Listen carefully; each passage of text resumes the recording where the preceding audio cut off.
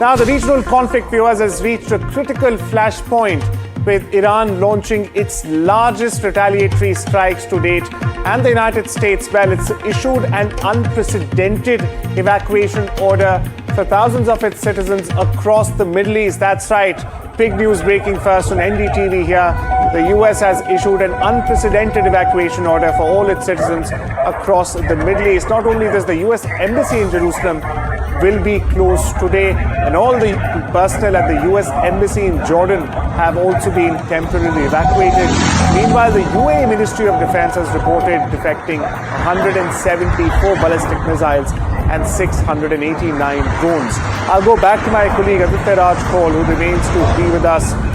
Aditya, this unprecedented US order of evacuation for all its citizens across the Middle East, how hard is Iran hitting other Middle East countries, America's partners in the Middle East, actually hitting the US?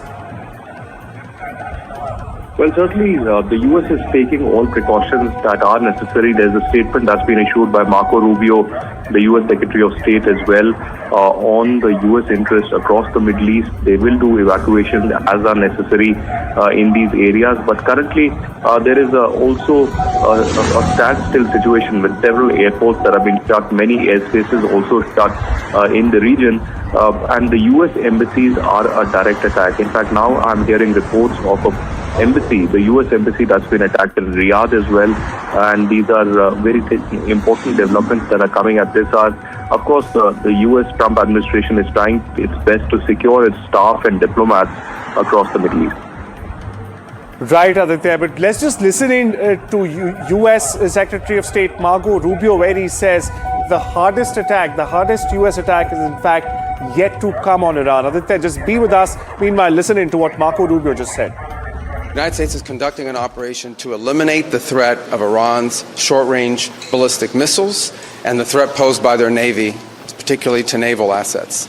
That is what it is focused on doing right now, and it's doing quite successfully. I'll leave it to the Pentagon and the Department of War to discuss the tactics behind that and the progress that's being made.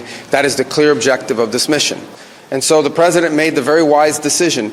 We knew that there was going to be an Israeli action. We knew that that would precipitate an attack against American forces. And we knew that if we didn't preemptively go after them before they launched those attacks, we would suffer higher casualties and perhaps even higher those killed. And then we would all be here answering questions about why we knew that and didn't act. Honestly, again, I'm not going to give away the details of our tactical efforts, but the hardest hits are yet to come. Well, US Secretary of State there, Marco Rubio, underlining that the hardest hits are yet to come. My colleague Aditya Raj Kaul remains with us. Aditya, all of these strikes on the Gulf countries, how do they change and how do they alter US deployments in the region and also America's posture, given that we are listening from other Arab countries that they probably want more security from the US, and we have this evacuation order at the same time?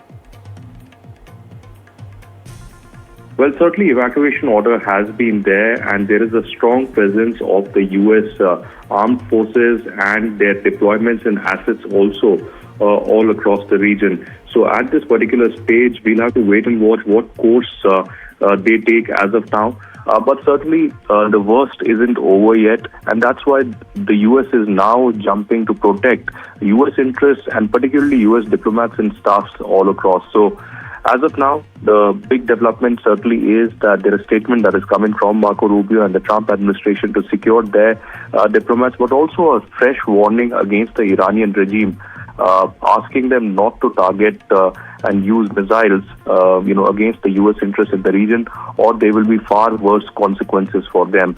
Trump has also said that, the operation will continue until the Iranian regime is changed. In fact, when NDTV spoke to the foreign minister of Israel, Gideon Sa'ar, he also reflected Trump's statement and said that the operation will only continue because this is a historic opportunity. And of course, this is the time as of now when Iranian regime can be changed and a democratic setup could be there. But will it really practically be possible? Only time will tell.